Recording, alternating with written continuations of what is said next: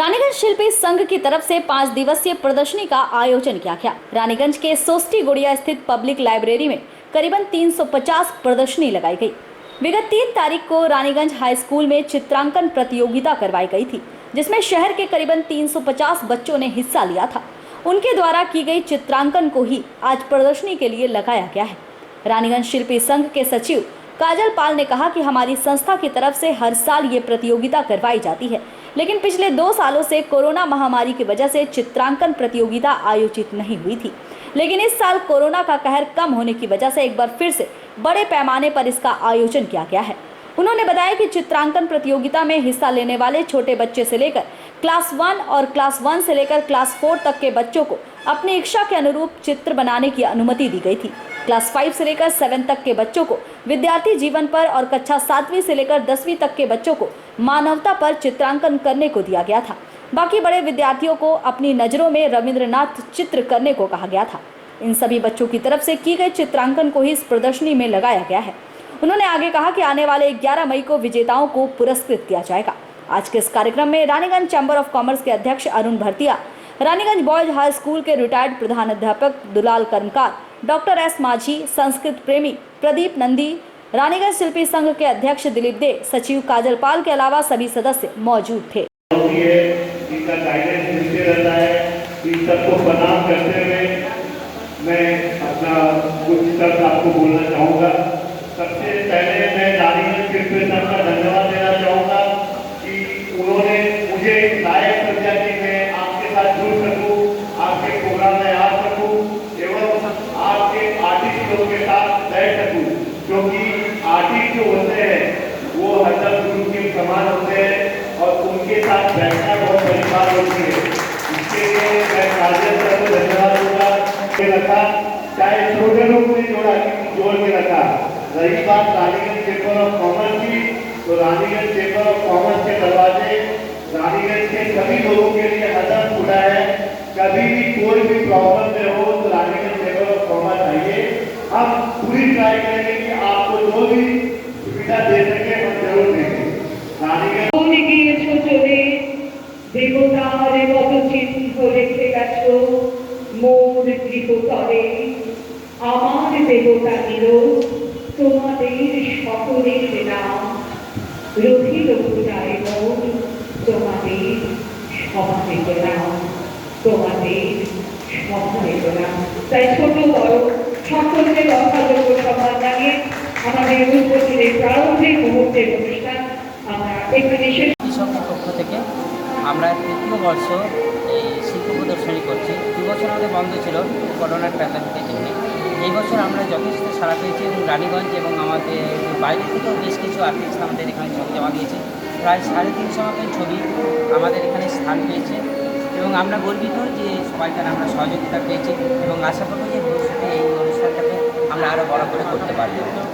গত 23 মে সেদিন আমাদের 350 উপর ছেলেমেয়ে উপস্থিত ছিল। তাদের পুরস্কার বিতরণ করা হবে 11 তারিখ। আমাদের 5 দিন ধরে চলবে। আজ থেকে শুরু হলো, 7 থেকে 11 তারিখ 5 দিন থেকে চলবে। 11 তারিখ আমরা পুরস্কার বিতরণ। বিশেষ যে চিত্র প্রতিযোগিতা মানে অঙ্কন প্রতিযোগিতা ছিল, মানে কী তাদেরকে দেওয়া হয়েছিল, সাবজেক্ট কী ছিল তাদের উপর? সাবজেক্ট ছিল বাচ্চাদের ছিল ক্লাস আপ টু 1 পর্যন্ত যেমন খুশি আঁকো, 2 থেকে 4 ছিল যেমন খুশি আঁকো, আর 5 থেকে 7 পর্যন্ত ছিল স্টুডেন্ট লাইফ, আর 7 থেকে 10 পর্যন্ত ছিল মনুষ্যত্ব, আর সর্বসাধারণের জন্য ছিল তোমার চোখে রবীন্দ্রনাথ। তোমার চোখে রবীন্দ্রনাথ। নাম পরিচয়? আমার নাম কাজল পাল, শিল্পী সংঘের সম্পাদক। रानीगंज से सम्राट दास की रिपोर्ट, पीबी न्यूज।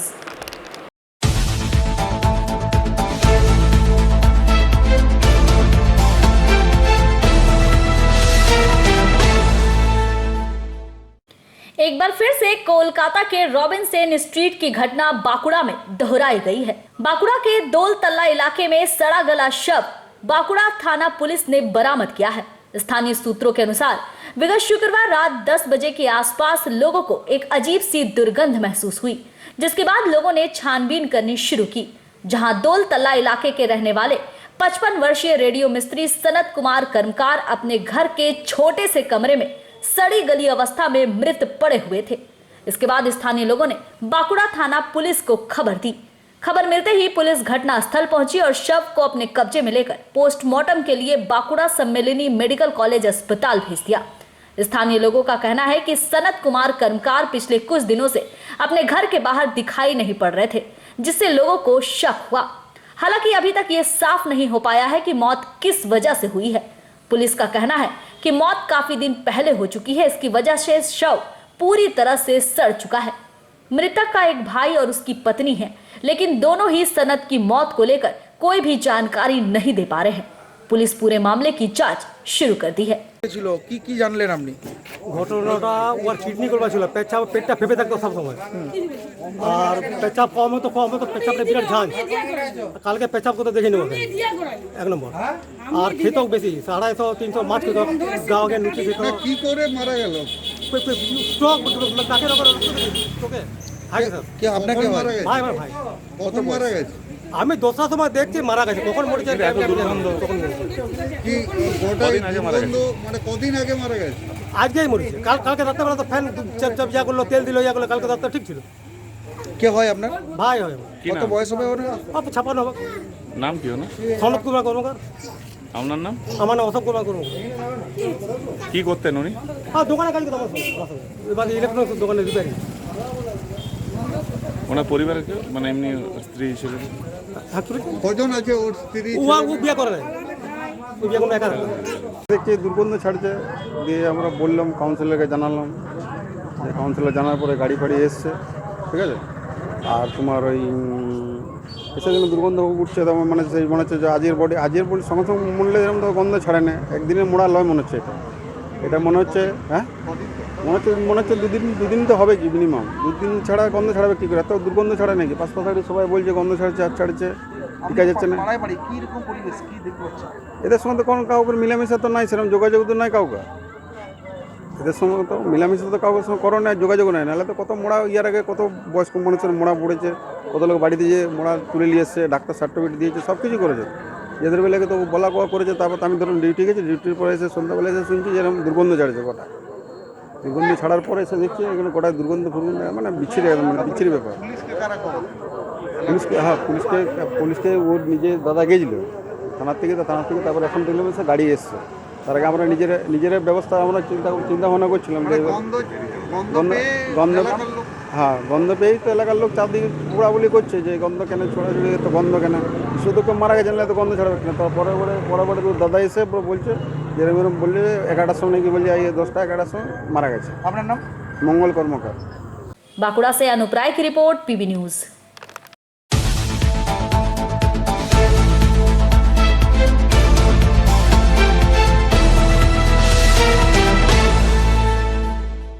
अमित शाह के आने से पहले बीजेपी युवा मोर्चा के द्वारा अकाल तर्पण का आयोजन किया जा रहा है।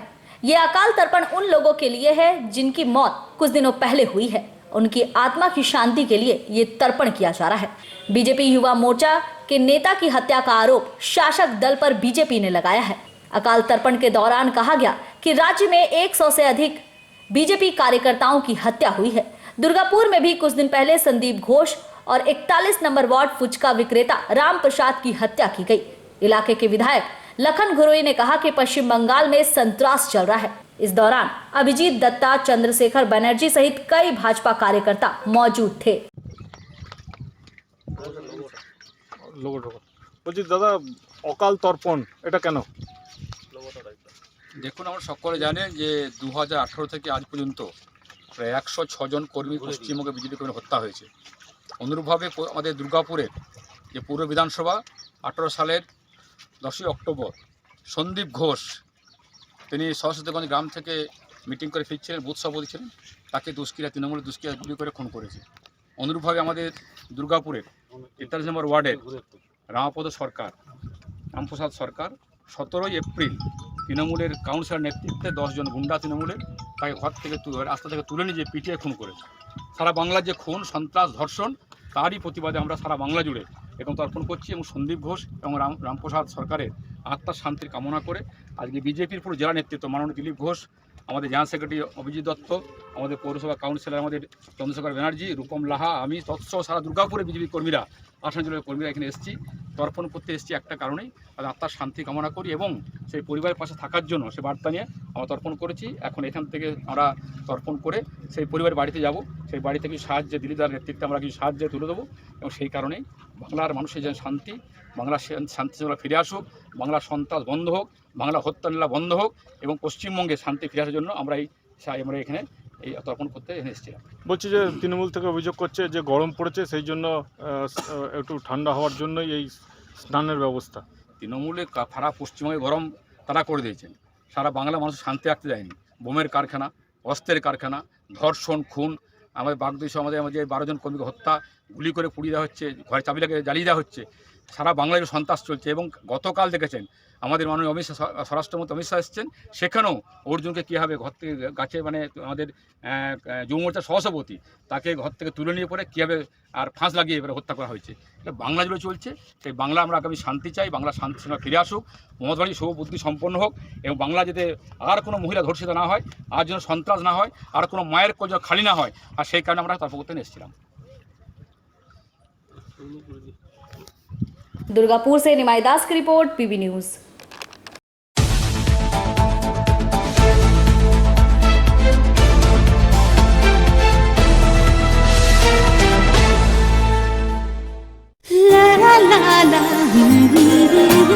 রান্নাঘরের আমি রানী, আসল গুঁড়ো মশলাটা জানি, স্বাদে সুস্বাদু অল্প একটুতেই রান্নায় জাদু, সুগন্ধ সুরুচির বাহারে মনপসন্দ মনপসন্দ মনপসন্দ আহারে, মনপসন্দ গোটা ও গুঁড়ো মশলা ঠিক মনে।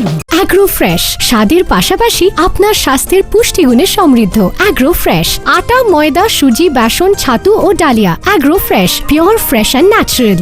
आपके बेहतर स्वास्थ्य के लिए global diagnostic and health care inspiring better health global लाया है आपके स्वास्थ्य चेकअप पैकेज, जहां उचित मूल्य में आपके पूरे शरीर की जांच की जाएगी। हमारे यहां ग्लोबल जनरल हेल्थ चेकअप मात्र 2799 रुपए में, ग्लोबल कार्डियक हेल्थ चेकअप मात्र 3799 रुपए में, ग्लोबल फुल बॉडी चेकअप मात्र 3899 रुपए में, ग्लोबल वेल वुमेन चेकअप मात्र 1999 रुपए में।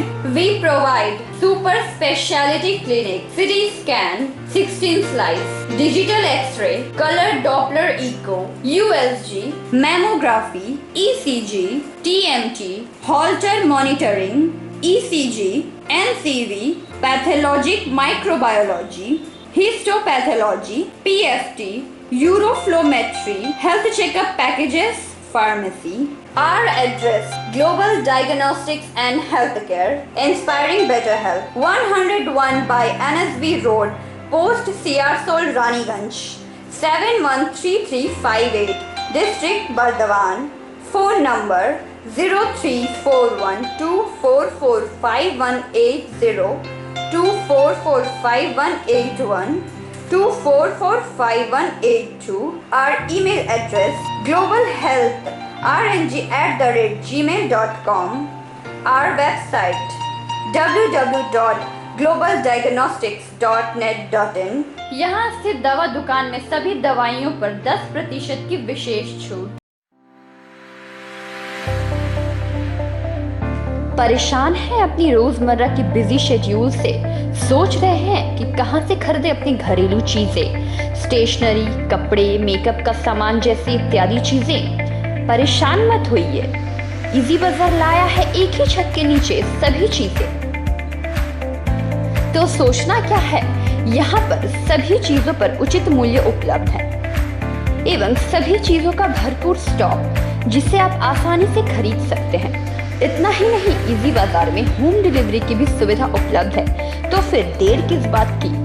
हमारा पता है NSB road, opposite Anjana cinema hall.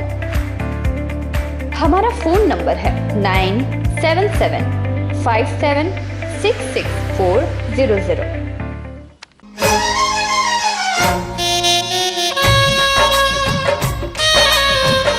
আসছে পুজো পুজো আসছে খুশির লহর, তা কি পরবেন নিয়ে মাথায় চিন্তার ভাঁজ। আর চিন্তা নয়, কৈলাঞ্চলের সুপ্রসিদ্ধ লীলাবতী। এখানে আপনি পাবেন কাপড়ের বিভিন্ন কালেকশন। মহিলাদের জন্য আকর্ষণীয় sari, churidar, kurti, leggings, top, jeggings. বাচ্চাদের জন্য বিভিন্ন কালেকশন, পুরুষদের জন্য pant, shirt, jeans, T shirt. তো আজই আসুন লীলাবতী, এনএসবি রোড, রানীগঞ্জ।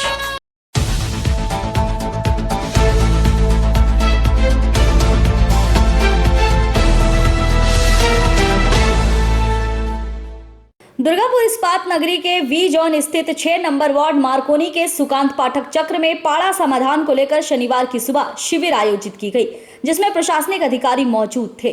पाड़ा के समाधान में 2 नंबर वार्ड से लेकर 6 नंबर वार्ड तक के लोगों के लिए लगाया गया था। सुबह से ही विभिन्न वार्ड के लोग अपनी समस्याओं को लेकर यहां पहुंच रहे थे और शिकायत दर्ज करवा रहे थे। 6 नंबर वार्ड इलाके की एक महिला डॉली दे ने बताया कि उनके इलाके में एक कलवट है जो टूट गया है, जिसके कारण समाधान হচ্ছে যে কোনো কমপ্লেন মানে ড্রেন বা রাস্তাঘাটের সমাধানটা করা হচ্ছে। তার জন্য আমি এসেছি। আমাদের 10 নম্বর মার্কনি 6 নম্বর ওয়ার্ডে থাকি আমি। মার্কনি 8 নম্বর 10 নম্বর যে হাইড্রেনটা আছে ওপরটা পুরোটাই ভাঙা, স্ল্যাব পাল্টে দেওয়ার কথা বলছি, করে দেবে। সেই যেন বিকালবেলা এসে আপনি একটা অ্যাপ্লিকেশন দিয়ে দেবেন, হয়ে যাবে। উপকৃত এখন করলে পরে বুঝতে পারো কতটা উপকৃত আমরা হচ্ছি। না করে হওয়াতে ভালো হবে, নিশ্চয়ই হলে পরে ভালোই হবে, খুবই ভালো হবে। তার জন্য আমরা এসেছি, সবাই এসেছি। যার যার অসুবিধা তারা নিশ্চয়ই আসবে, আরও আসবে। মহিলারা জানানো হয়েছে, ওরা আসবে, এসে কমপ্লেনটা দেবে। আমার নাম ডলি দে। वहीं 5 नंबर वार्ड बस्ती की एक महिला टीना बावरी ने कहा कि समस्या को लेकर एक शिविर आयोजित की गई है। हमें बड़ी उम्मीद है कि हमारी समस्या का समाधान किया जाएगा। আজকে আমাদের মার্কনি সুকান্ত পাঠচক্রেতে মাননীয় মুখ্যমন্ত্রীর যে পাড়ায় সমাধান, সেই পাড়ায় সমাধানের কাজ শুরু হয়েছে। এখানে 2 নম্বর ওয়ার্ড, 3 নম্বর ওয়ার্ড, 4 নম্বর, 5 আর 6-এর পাড়ায় যারা মানুষের কাছে, মানুষের পাশে পৌঁছানোর জন্য পাড়ায় সমাধান, সেই পাড়ায় সমাধানে তারা এসে তাদের যে কোনোখানে রাস্তা খারাপ, ড্রেন খারাপ, সেই রাস্তাটি যাতে তাড়াতাড়ি হয়ে যায়, তাই জন্যই পাড়ায় সমাধান। রাস্তা, ড্রেন, লাইট তার সুব্যবস্থা করার জন্যে আজকে আমাদের এখানে পাড়ায় সমাধান। সেখানে যারা এখানে আশেপাশে আছেন তারা সবাই এসে তাদের কমপ্লেনটি দিচ্ছেন এবং কমপ্লেন দেওয়ার পর যথারীতি সেই কাজটি কিন্তু হয়ে যাবে। আগেও আমরা দেখেছি আমাদের পাড়ায় সমাধানের প্রচুর কাজ হয়েছে। এমনিও আমাদের ওয়ার্ডে প্রচুর মাননীয় মুখ্যমন্ত্রীর যে অনুপ্রেরণায় যে সমস্ত প্রকল্পগুলি আছে, সেই প্রকল্পগুলি নির্দিষ্টভাবে কাজ হচ্ছে তার অনুপ্রেরণায়। আমরাই চাই মানুষের পাশে থাকতে, মানুষ যেন পরিষেবা পায় এবং মানুষের পাশে আমরা যেন থাকতে পারি। আমি মণি দাশগুপ্ত, আমি 6 নম্বর ওয়ার্ডের কাউন্সিলর।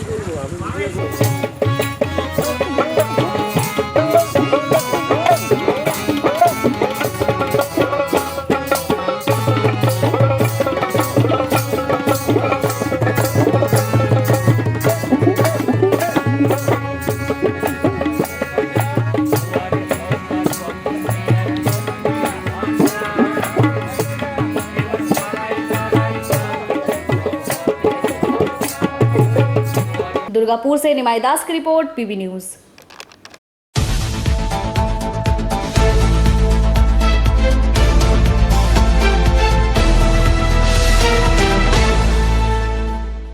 रानीगंज शिल्पी संघ की तरफ से 5 दिवसीय प्रदर्शनी का आयोजन किया गया। रानीगंज के सोस्टी गुड़िया स्थित पब्लिक लाइब्रेरी में करीबन 350 प्रदर्शनी लगाई गई।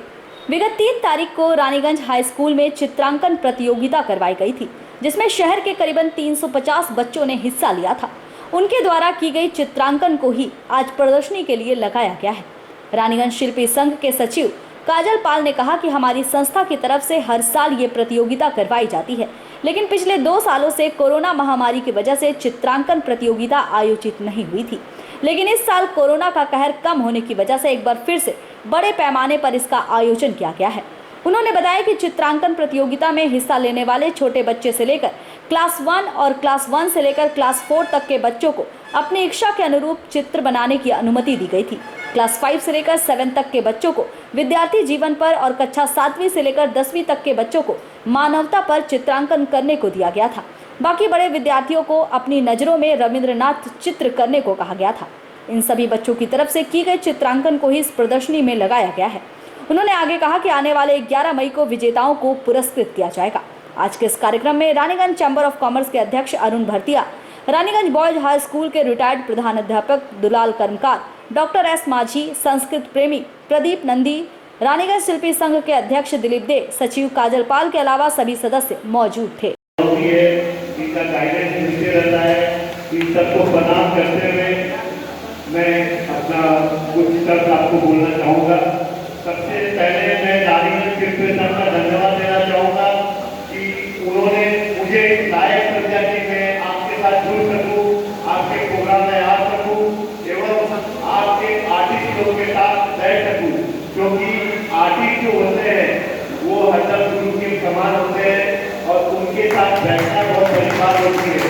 इसके लिए मैं काजल सर को धन्यवाद दूंगा के रखा, चाहे छोटे लोग ने जोड़ के रखा।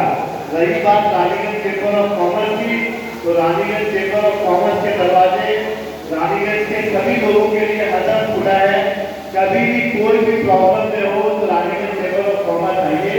हम पूरी ट्राई करेंगे कि आपको जो भी सुविधा दे सके हम जरूर देंगे। रानीगंज চলে দেবতারে কত চিহ্ন রেখে গেছো মোর গৃহতলে, আমার দেবতা নিল তোমাদের সকলের নাম, রহিল পূজায় মোর তোমাদের সমানে নাম, তোমাদের সমানে নাম। তাই ছোট বড় সকলকে যথাযোগ্য সম্মান জানিয়ে আমাদের উদ্বোধনের প্রারম্ভিক মুহূর্তের অনুষ্ঠান আমরা এখানে শেষ। কৃষকের পক্ষ থেকে আমরা তৃতীয় বর্ষ এই শিল্প প্রদর্শনী করছি। 2 বছর আমাদের বন্ধ ছিল করোনার প্যান্ডেমিকের জন্য। এই বছর আমরা যথেষ্ট সাড়া পেয়েছি এবং রানীগঞ্জ এবং আমাদের বাইরে থেকেও বেশ কিছু আর্টিস্ট আমাদের এখানে ছবি জমা দিয়েছে। প্রায় 350 মতন ছবি আমাদের এখানে স্থান পেয়েছে এবং আমরা গর্বিত যে সবাইকার আমরা সহযোগিতা পেয়েছি এবং আশা করব যে ভবিষ্যতে এই অনুষ্ঠানটাকে আমরা আরও বড় করে করতে পারব। গত 23রা মে সেদিন আমাদের 350 উপর ছেলেমেয়ে উপস্থিত ছিল। তাদের পুরস্কার বিতরণ করা হবে 11 তারিখ, আমাদের 5 দিন ধরে চলবে। আজ থেকে শুরু হলো, 7 থেকে 11 তারিখ 5 দিন পর্যন্ত চলবে। 11 তারিখ আমরা পুরস্কার বিতরণ। বিশেষ যে চিত্র প্রতিযোগিতা মানে অঙ্কন প্রতিযোগিতা ছিল, মানে কি তাদেরকে দেওয়া হয়েছিল, সাবজেক্ট কী ছিল তাদের? সাবজেক্ট ছিল বাচ্চাদের ছিল ক্লাস আপ টু 1 পর্যন্ত যেমন খুশি আঁকো, 2 থেকে 4 ছিল যেমন খুশি আঁকো, আর 5 থেকে 7 পর্যন্ত ছিল স্টুডেন্ট লাইফ, আর 7 থেকে 10 পর্যন্ত ছিল মনুষ্যত্ব, আর সর্বসাধারণের জন্য ছিল তোমার চোখে রবীন্দ্রনাথ। তোমার চোখে রবীন্দ্রনাথ। নাম পরিচয়? আমার নাম কাজল পাল, শিল্পী সংঘের সম্পাদক। रानीगंज से सम्राट दास की रिपोर्ट, पीबी न्यूज।